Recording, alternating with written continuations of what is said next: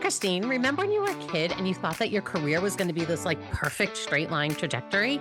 Oh my, yes. That is not at all what happened. It ended up being way more of a squiggle than I could have ever imagined. And I am so happy that I embraced all of the squiggles along the way.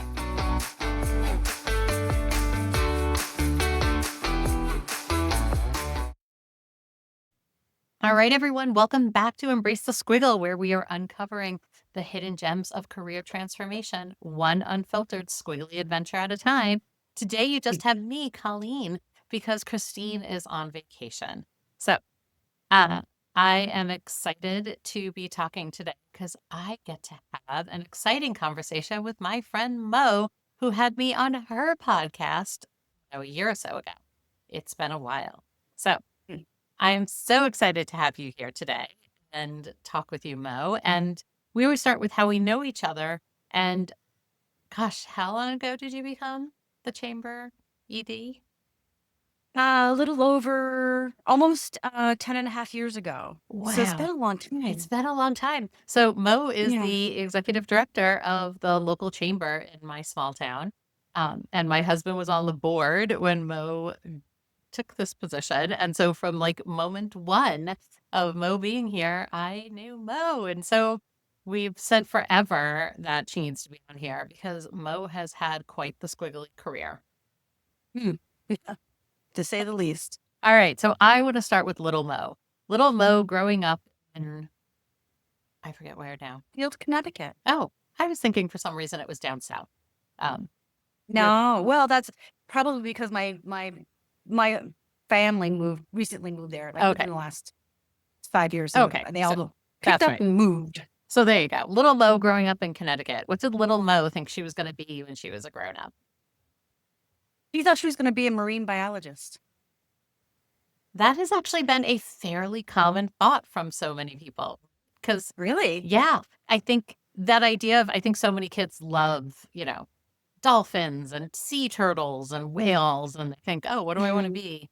I want to go be a marine biologist. My big thing was Jacques Cousteau. Oh, yes. I wanted to be on the Adventure. Calypso. Were you an adventurous child? I don't know. Perhaps I was always kind of, off on my own, independent, let's say. All Yeah.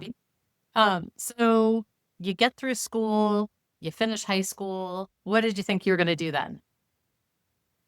Or what So did I you get do there? What did you do post high so school? I get to the end of high school and I decide that I'm drawn to art. I draw, I write, I knit, as you know, and other things. But I was very much into drawing at the time, and I decided it was either my father was trying to convince me to go to music school or be a musician, and I decided that there was it's so competitive and that sort of thing. I decided to go with drafting, and I went off to learn how to be a architectural and civil design drafter. Wow. So that was my first career. And so did you graduate like with a certificate in that, or like did you? Yeah, I went Go to through- trade school. Yeah. Yeah, I went to trade Yeah. school and I graduated. And once I graduated, I was doing some work for civil engineer. I worked for a structural engineer, and then shortly after that, I ended up at, I don't know if you recall the Aetna out in Connecticut. Yeah. But Aetna Life and Casualty, and I ended up in their design department, and I was an corporate interior designer, space planner, project manager for Now, them. see, I knew you had a squiggly career, and I didn't even know that part of it. So I feel like I've Yeah. only known the probably second or third squiggle. So Right. I There's many. know. So where'd you squiggle after that? After that, maybe about 10 years after I landed at the Aetna, between 8 and 10 years, they had their massive layoffs. They called it restructuring back in the 80s. And I was restructured out of a job along with another 30 other designers. And so the market was flooded and competition was high. And I really was having this realization that corporate life really wasn't for me. And so I went back to trade school and became a massage therapist.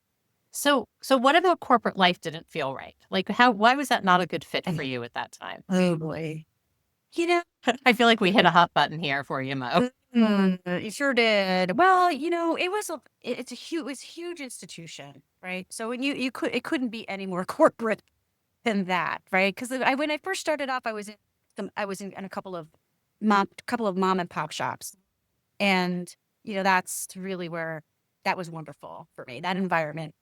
But it was really difficult for me to, you know, people get locked into their situations. These folks who have been there for so long, and oh, I guess I'll just be really frank. It's like you're moving along, and you're in this giant meeting, and they put the platter down in front of you, and they say, "Look, it's a platter of eclairs," and you're looking at the eclairs, and you're going, "Really, an eclair? A Twinkie?" And you say so, and they're like, "Oh, no, no, no, no." So, there was that kind of Yeah. thing going on, and that was just not environment for me. Not a good match. So then I No, mean, that's a big switch from to therapeutic massage. it was very methodical. I really spent some time trying to figure out because I knew my soul didn't soar in that environment, and I was looking for something a little bit more um, transformational. And so you can't really get much more than that without, other than massage therapy. So I went back to school for that, and it was wonderful. And it was a whole new um, environment, a whole new world. I was coming off of being a designer, so I had this red hair and giant earrings, and I'm clicking around in my fancy, cowboy boots and then whatever.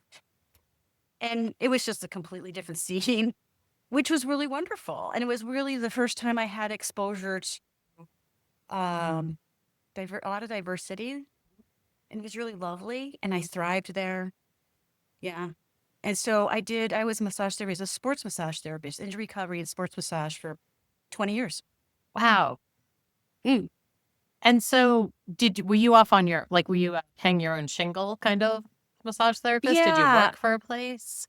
I started off, I was in private practice. I was working within a chiropractor's office as kind of like a supplemental offering, but I was in private practice. And then I decided that I was going to go off on an adventure, speaking of adventures, and decided I was going to work on a cruise ship.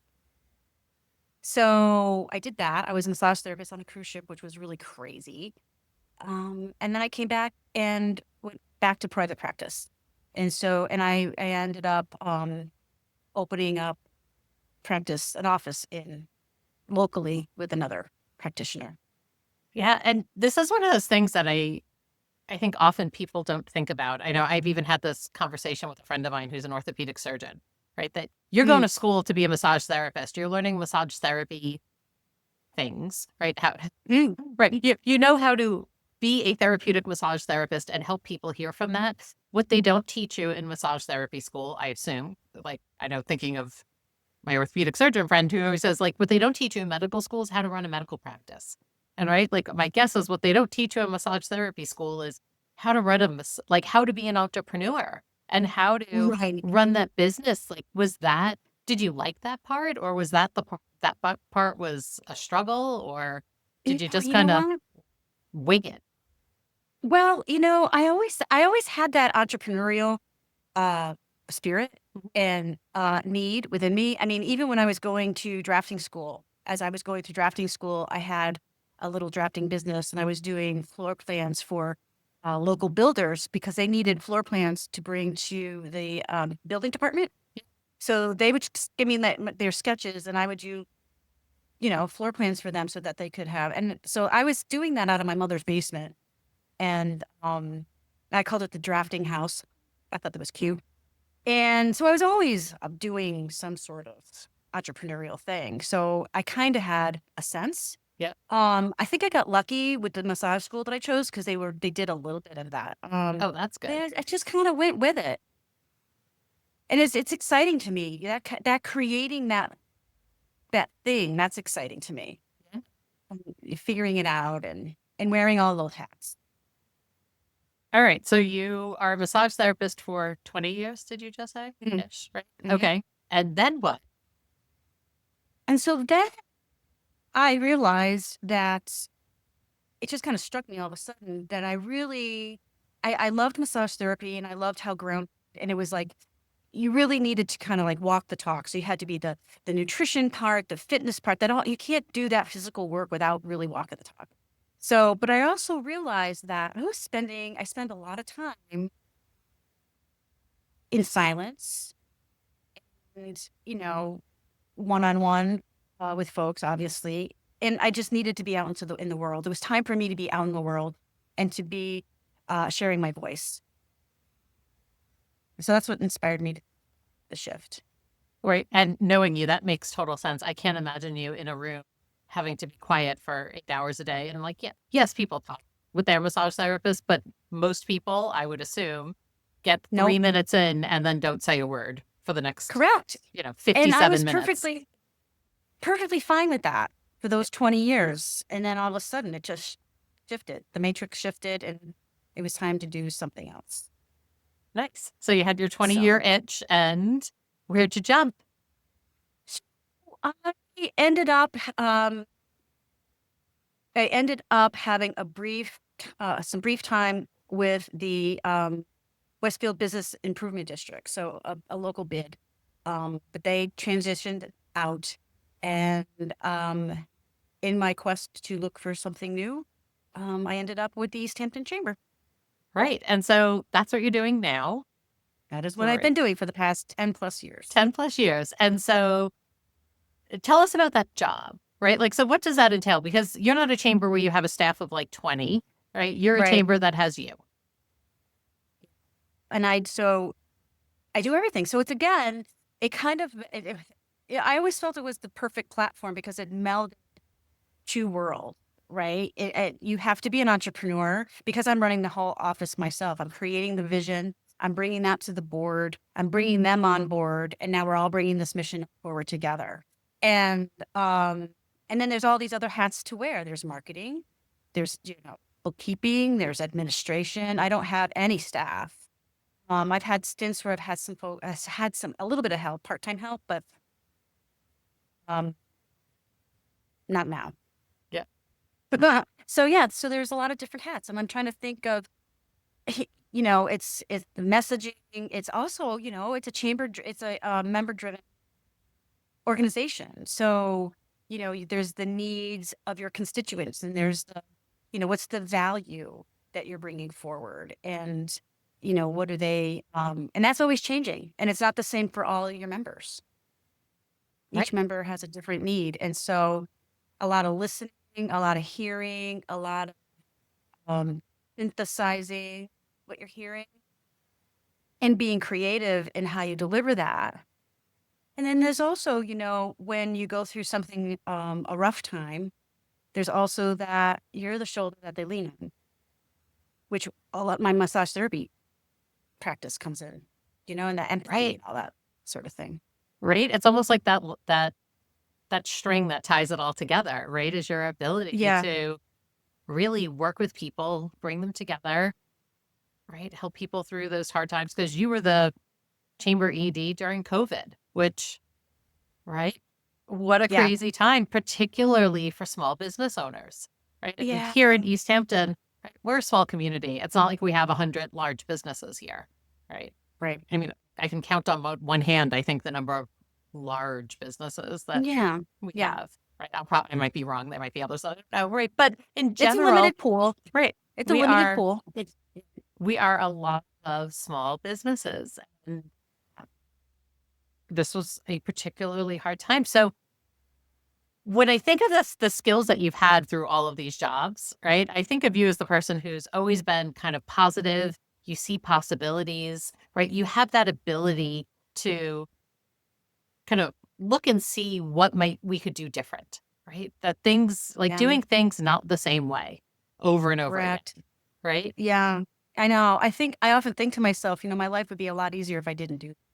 But it's like reinventing all the time, right? And that takes a lot of work. It's hard to do that, but that's exciting to me. Yeah. Um, and I'm willing to do that because I think in the end, you get stretched and you get to learn your potential, and you are capable of so much more, so much more. We don't Yeah. even understand. I don't even know if we can begin to understand what we're capable of.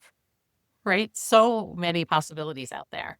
And so what I mean, even if I look back and just think about your career in general, your ability to kind of make these leaps to do things that really were kind of drastic changes, right? I think even to go from a sports, Right. right, an injury, a therapeutic massage to a cruise massage therapist, which I'm guessing is much more about I mean, I've only been on one cruise in my life and I did get a massage Right. on my cruise ship and it was much more about let's help you chill and relax for your vacation. Yep. Um, Yeah. Right. Yeah. Yep. It's like, Different focus, different mindset. right. And my guess is a very different clientele that is showing up there as well. So your ability to work with so many different people. Yeah. I know, it's pretty crazy. Yeah. It was pretty exciting. I was happy to get off that ship. That job was actually the best worst job I ever had. Love that. So Yeah. I, right. Again, have literally one cruise in my life. Can't really talk about these things. What was it? What's it like being on, like, were you on a giant ship? Like, what's being on a cruise ship like as a staff person? No, I was on a smaller ship. I think Yeah. it was a 5,000 person or gas ship, and I think we had maybe 500 crew, something like that. It wasn't that big, um, comparatively speaking, Right. to some Right. of these Nowadays, to some of these, like, mega city icon of the ships. seas or something where they're like, and we have a mall on the second floor. And I'm like, there's a mall? It's crazy because you, as the passenger, the experience that you have above deck is not what's going on below deck, and there's this whole other community and city going on down there because we didn't mingle. You don't mingle, right? Not unless you're at the upper echelon of staff there, right? You're the ship's Well, captain. unless you're an officer of the Right. crew, which we were not. Right. And it was really, it's really kind of exciting too because I had to figure out how to get on that cruise ship because all of the most cruise ships are not registered in the U.S. They're registered in other countries, and so and therefore also all of these things that you get to enjoy on the cruise ship are run by concession. So like, the entertainment is a concession. The beauty. So I was working for the beauty salon. So they're a concession and they were out of England. So in order to get hired, I had to contact them and I had to have a interview, which I had to, and once I started this ball rolling, it all just started happening really quick. So, I'm having this conversation. I send them my resume or whatever it was at the time. And next thing I know, they're like, we would like to talk to you. We'd like to meet you. We'd like to have an interview. So now I'm flying, like 2 days later, I'm flying down to Florida. I have this interview. Then we're on the ship because you have to do a practical, which is they need to know what your work is. So I have to do a practical Right. session. So it was crazy. I'm like, I still can't believe I did that. Like, what the heck? Right. And I think like you did this pre being able to just like Google, Yeah, how do I right, get a job on a cruise ship? Right. right. You So had I to went to a have travel agent. Brilliant. I went to a travel agent and said, how would you suggest I do this? And they kind of gave me a little bit of guidance, and then I just was off and running. But yeah, it's nuts. Who do I think I am? I don't know. There I was. I love it, but it also talks to your ability to problem solve, right? Yeah. Because again, if you asked me how do I get a job on a cruise ship right now, I'd have to go Google it and go from that. But that wasn't a ChatGPT. possibility, right? Yeah, ChatGPT. Give me the best way to find a job on a cruise ship. Right? Uh, Yeah, it was nuts. But I also think about right, your desire as a kid to be Jacques Cousteau, right, and be a marine biologist, right? Was some Yeah. of that your pull to be like, I want to go in the ocean, like I want to travel, I want to have that adventure? Like, was the travel a piece of it, or was it like, where else can I be a massage therapist? Oh, I could do it there. It was another moment that I needed to do something different, Mhm. right? It was just another moment where, it's also, I don't mean to sound so like flippant, but there's a song, The Wallflowers. What's his name? Jacob Dylan, The Yeah, yeah, Wallflowers. yeah, yeah. And there's a song, and I can't remember the name of the song, but there's I think it's one headlight, and there's a line in the song that says, "There's got to be something better than being in the." Yep. It's like, what is it? Let's go see. So yeah, I guess adventure.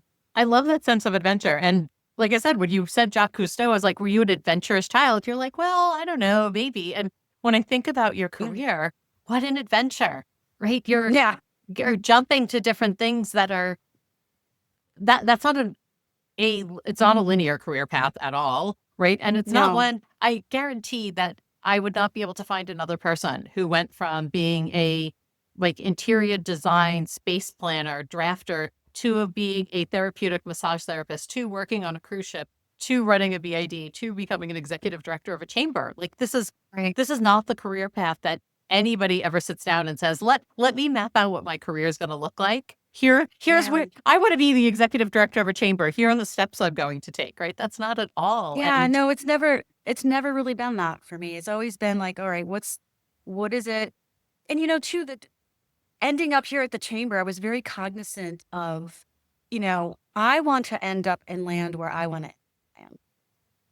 So it was just as much as, when you go for an interview, I was interviewing the chamber as much as they were interviewing me.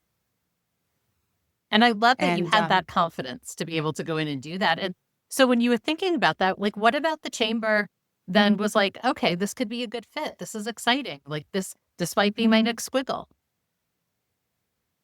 hey, when I came, it was very interesting during the interview process. And, the connections that I could feel during the interviewing piece with the search committee. And, I left that first interview and I said to myself, this is my job. This is my job. And I just assumed it was. I That love makes it. any I sense. love the confidence, right? That Yeah. total, right? I am here. I can do this. Yeah. Yeah. And it's been wonderful. And I haven't regretted it at all, ever. Once. Excellent. And I I mean, think, it hasn't always been easy, right. but that hasn't equaled into regret. Excellent. I think the other thing that I find interesting with a role like this, which for anyone who's worked in corporate or nonprofit or many places, right, as an employee of one, right, many employees of one are solopreneurs, right, that we start our own business. This is what we want to do. We're going to create it ourselves.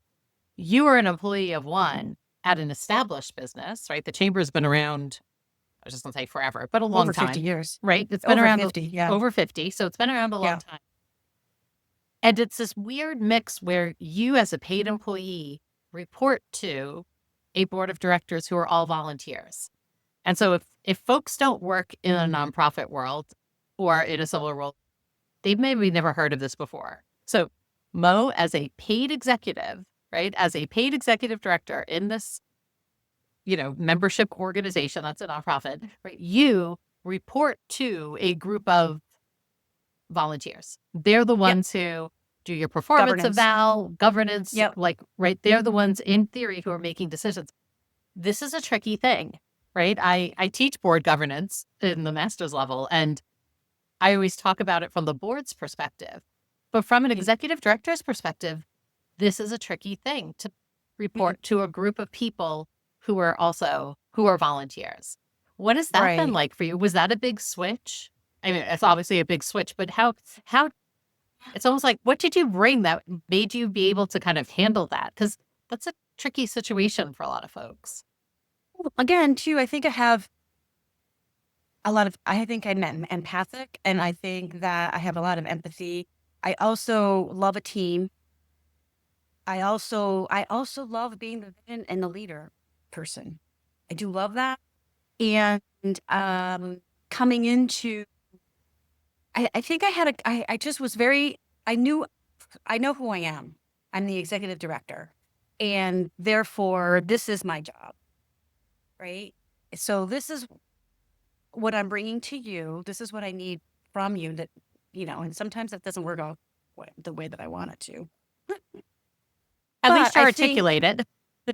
right, and I think that I have been lucky too to have a history of this particular board who have always had trust in me, and I value that. So I approach it with that respect. If that makes sense, Totally. right? It completely does. And sometimes you just have to be willing also to have those moments where, look, this is the reality of the situation, and um, you know, yeah, you have to be able to have the hard conversations too sometimes, and I think they appreciate that also. Yeah. Right. And Right. to me, one of the hardest parts of a job like that is the juggling, right? You Ugh. said it before, right? Like one minute you're doing marketing, the next minute you're doing accounting. Well, It's like you're juggling 900 different things. so here's the funny. It's interesting too because you're really. I see my position as in the perfect world, and if I had a team a staff to help me. I should be up at the vision level. That's what I should be doing, right? And I do that, but I also do all of the day-to-day detailed stuff. And you could be in the middle of trying to think through a problem and vision a problem, and then somebody comes, the phone rings, and you have to deal with that. Or somebody just comes in off the sidewalk to say, "Do you have any top maps of the town?" And I'm like, I don't even know what you're, you know? So you have to be able to shift. And I do a lot of that. And it's really, by the end of the day, I'm exhausted. Or by the It's, end of the week, I should say. yeah. Which makes sense, right? Because the constantly switching tasks is, Yeah, that takes a lot out of you. yeah. Yeah. All right. So, what advice would you have for someone who's looking to do like a radical career change? Like, because I think your career changes were pretty radical. It's not like you did one thing and it like there is a connection there of things that make sense, but you really, of all of our guests, you've been one of the ones that has had some really kind of severe Sure. turns, right? Severe squiggles in your life. So, what advice would you give to someone who's like, listen, I am miserable in my corporate job, my like, or whatever it is, right? I'm miserable here. This is not where I want to be. I don't know what I want to do next. Like, how do you even decide on what you wanted to do next? Right.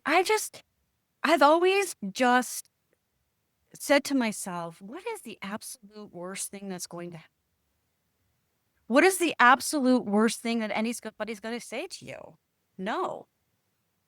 Heard that before. And I've had plenty of things that haven't worked out.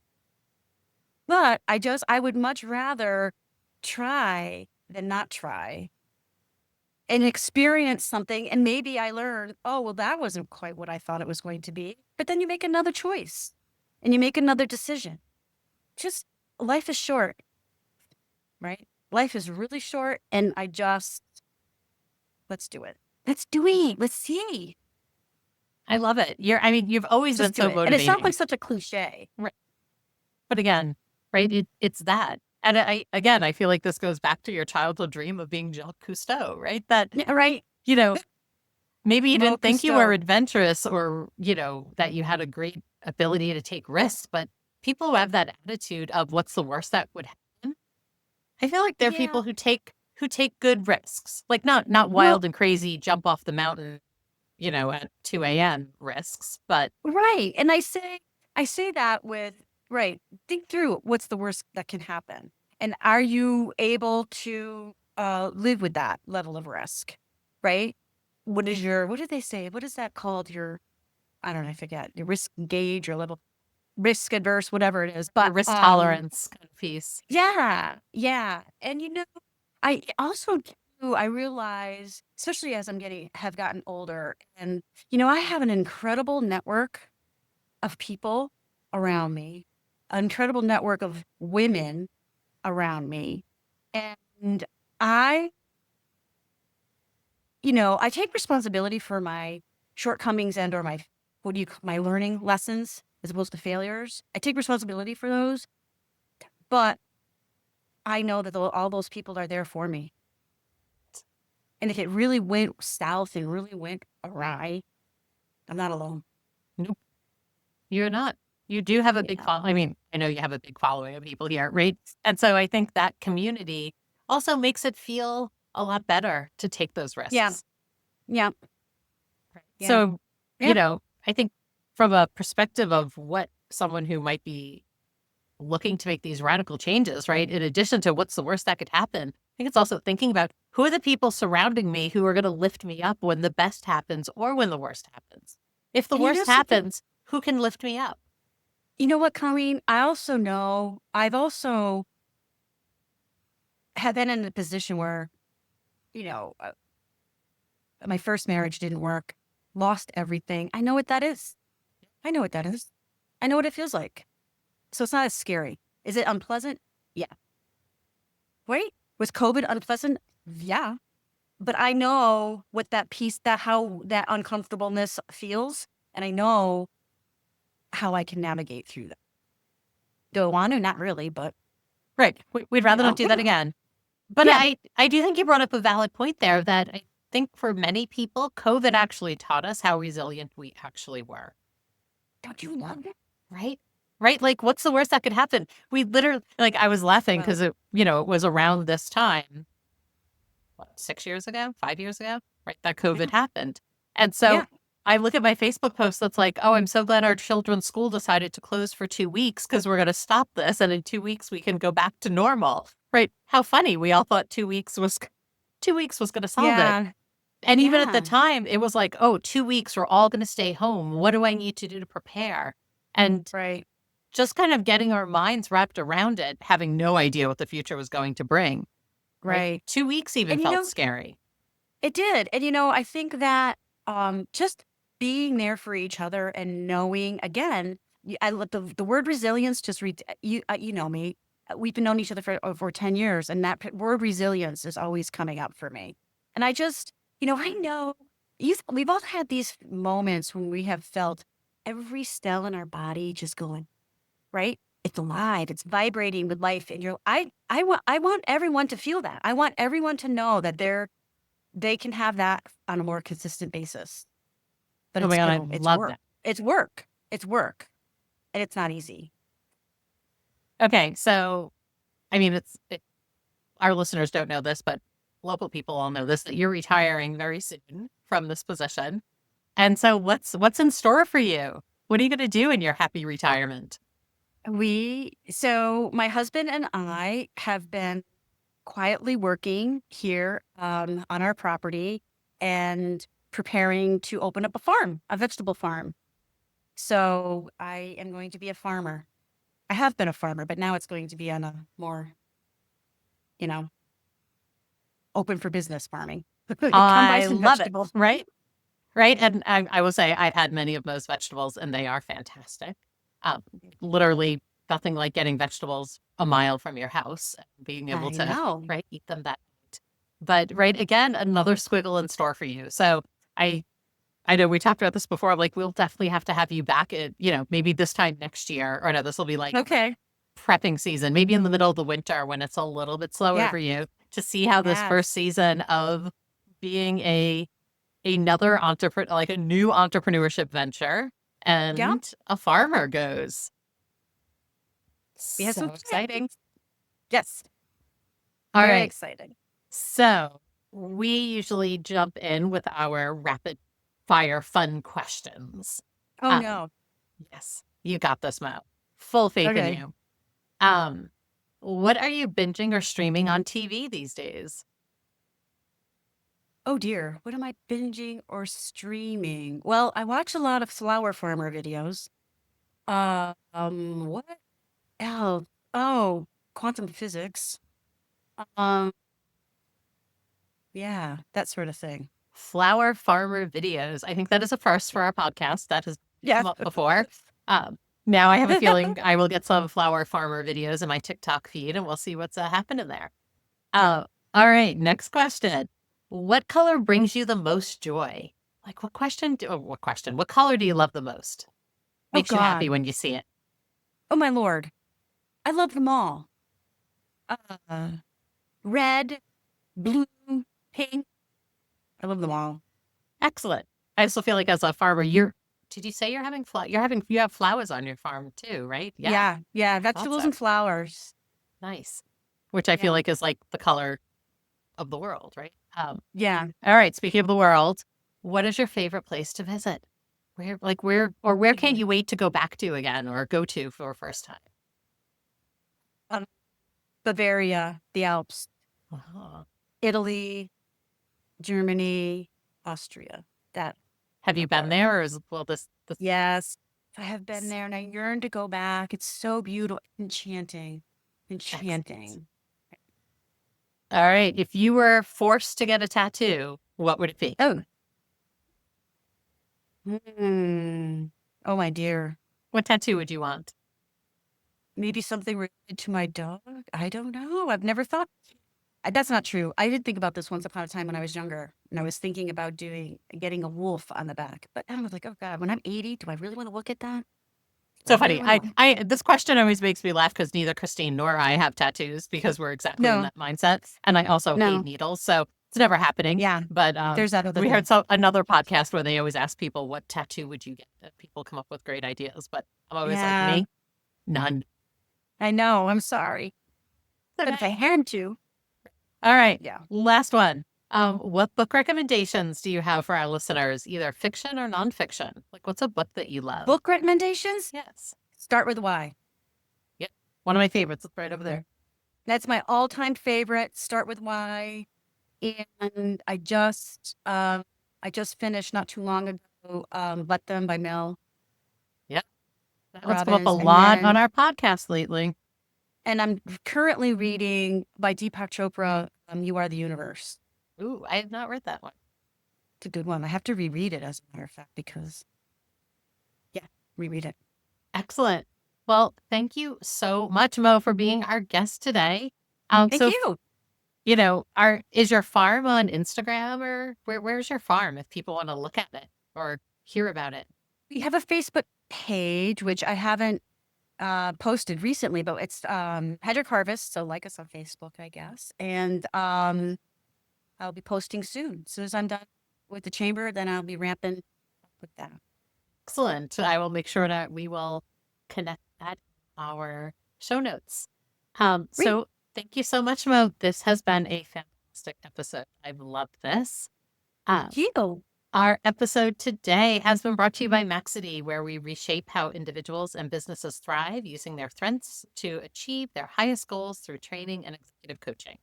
And if you liked this episode, please make sure to go and review Embrace the Squiggle on your favorite podcast app. We keep getting more and more, and I love reading them. So have a great day, everyone, and thanks for joining us today, Moe. This has been fantastic. Thank you. Is it time for you to add a little squiggle to your career?